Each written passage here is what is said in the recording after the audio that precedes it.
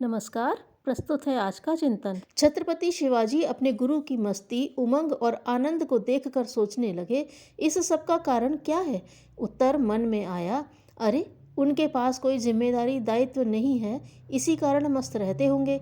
बस चिंतन की धारा इसी दिशा में चल पड़ी। क्यों न राज्य शासन, युद्ध तथा अन्यान्य परेशान करने वाले दायित्वों से छुटकारा पा लिया जाए। मन इन्हीं विचारों में चक्कर काट रहा था कि एक दिन समर्थ गुरु रामदास आ पहुँचे। शिवाजी का उल्लास उन्हें देखकर अनेक गुना बढ़ गया। अवसर पाकर छत्रपति ने उनसे निवेदन किया, गुरुदेव, मैं राज्य के इन झंझटों से उक्ता गया हूँ, इसलिए सोच रहा हूँ कि मैं भी अब संन्यास ग्रहण कर लूँ।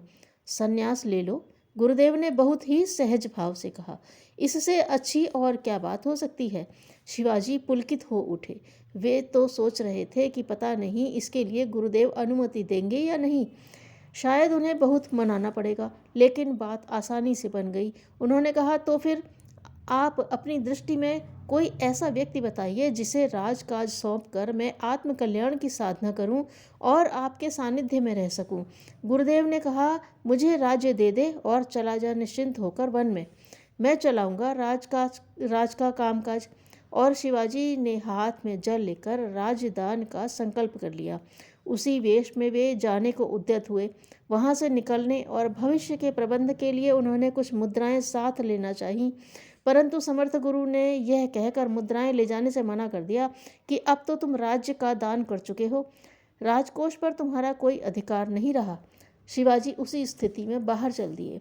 जब शिवाजी चलने लगे तो स्वामी जी ने रोक कर पूछा, सुनो, तुम जा तो रहे हो, परंतु भविष्य में निर्वाह की व्यवस्था क्या होगी। जो भी हो जाए, शिवाजी बोले।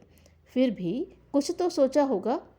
सोचा क्या, कहीं मेहनत मजदूरी तो मिलेगी, किसी की नौकरी करके ही अपना गुजारा चला लूँगा।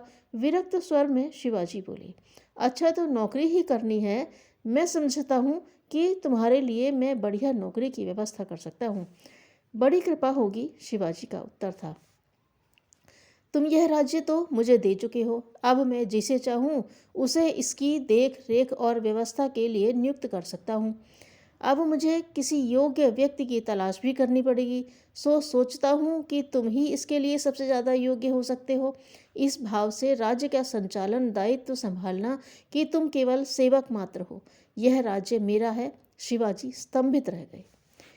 बस उसी क्षण से मराठों के झंडे का रंग भगवा हो गया। शिवाजी भी अब हर स्थिति में मस्त रहने लगे। एक बार युद्ध क्षेत्र में शिवाजी प्रसन्न भाव से दास बोध पढ़ रहे थे।